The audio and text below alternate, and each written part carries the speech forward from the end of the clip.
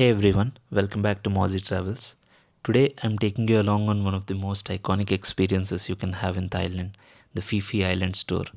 Whether you're staying in the neon streets of Phuket or the limestone cliffs of Krabi, this tour is easily accessible from both locations. Now, a quick pro tip on booking. You can grab your tickets online ahead of time through Klook or Get Your Guide if you like having everything settled.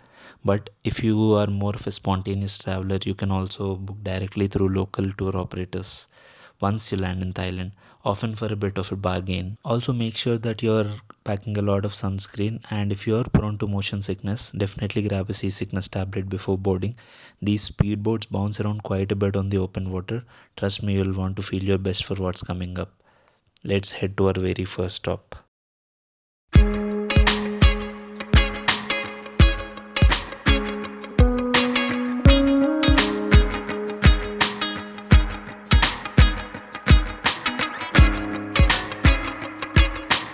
Now, going into this trip, I'll be honest, I was fully expecting our first stop to be the famous Maya Bay. I wanted those beach vibes right away, but our guides actually threw us a curveball and headed straight for Kai Island instead. Interestingly, for those who don't know, the word Kai in Thai actually means eggs. So, if you look at the island, you can see that it makes total sense. It's this just looking like a hidden egg in the middle of the ocean.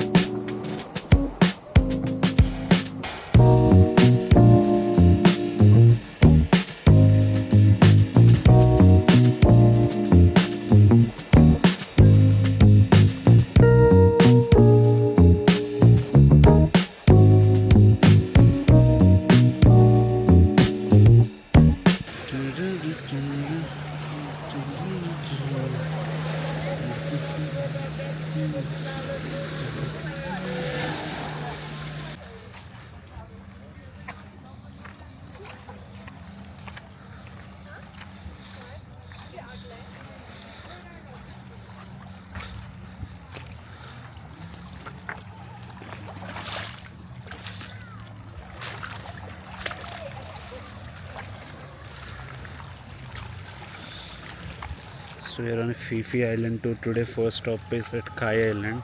So this is Kai Island.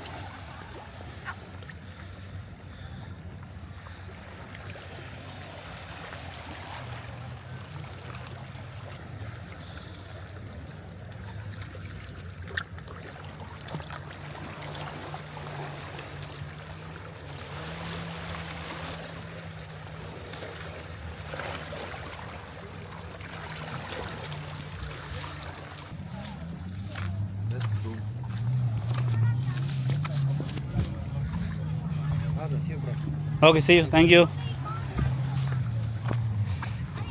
So I just met a fellow traveler. He's a very interesting guy. Apparently, he's been staying in Thailand for the last 12 years, and he is Russian by nationality. And he also told me that he has two different YouTube channels, and he has been traveling around the world in the past 12 years while also working as a tour guide here. Very interesting.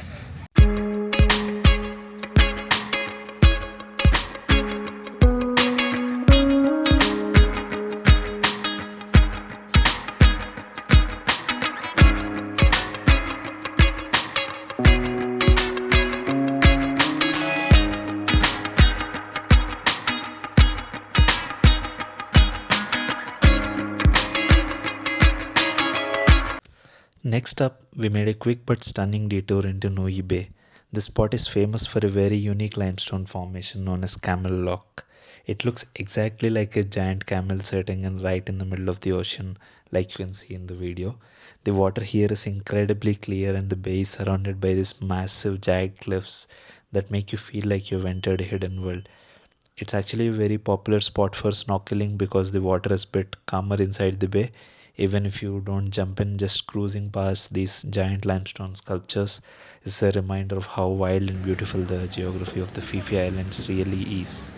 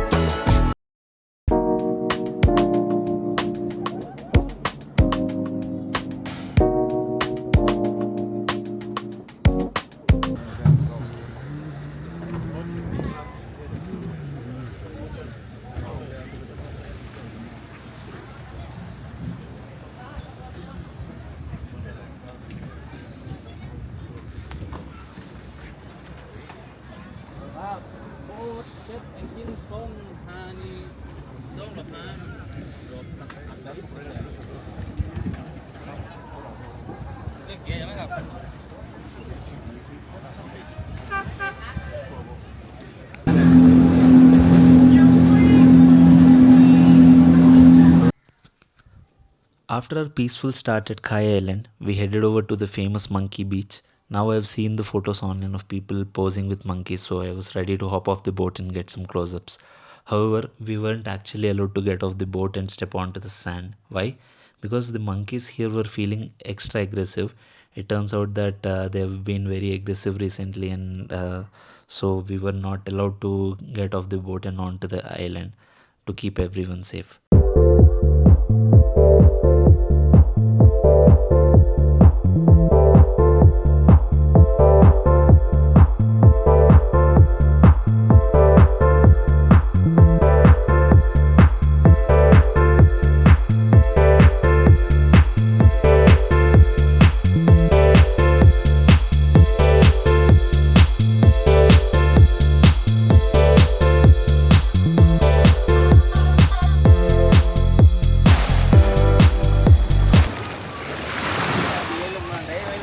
After a morning of island hopping, we made our way to Phi Phi Don Island for a much needed lunch break.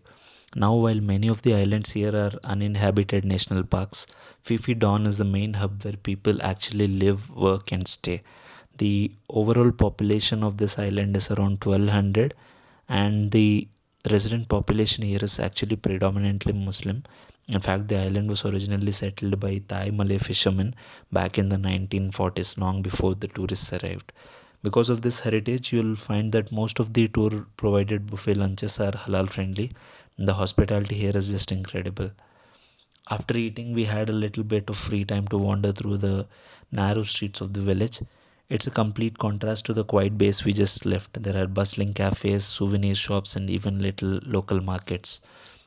It's a perfect stop to grab a cold coconut or have an ice cream or a quick mango sticky rice before heading back to the water for the final leg of the tour.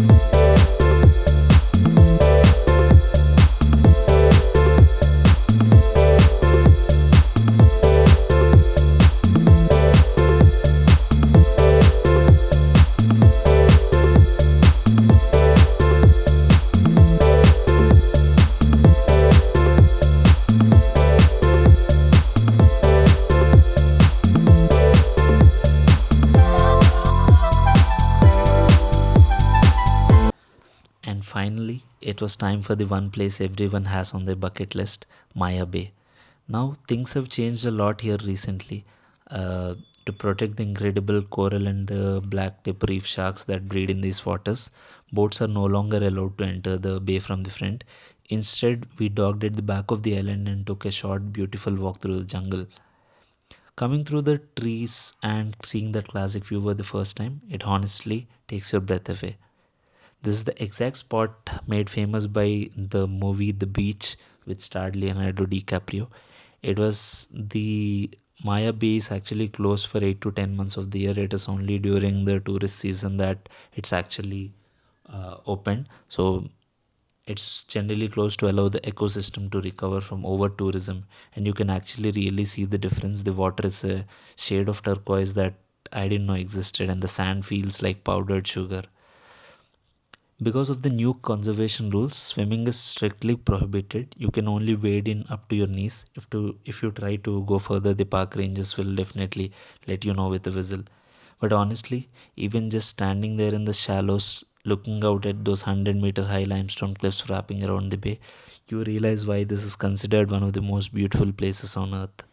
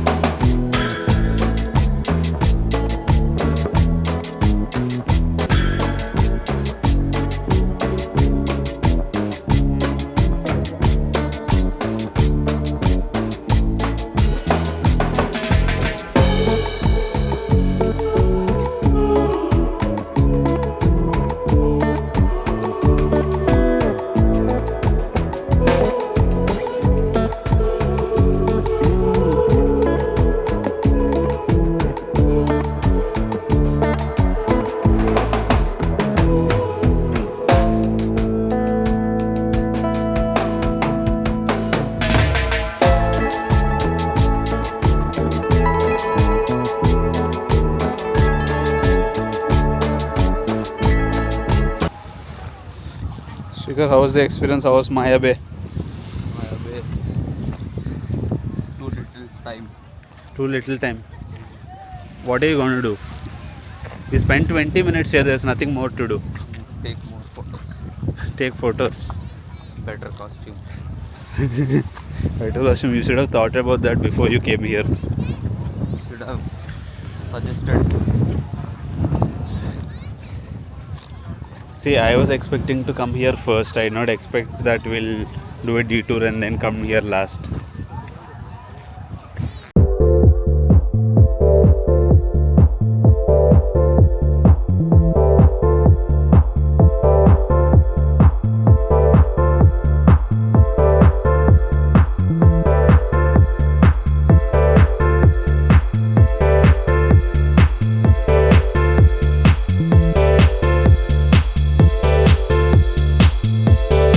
And that's it for the tour and for the video.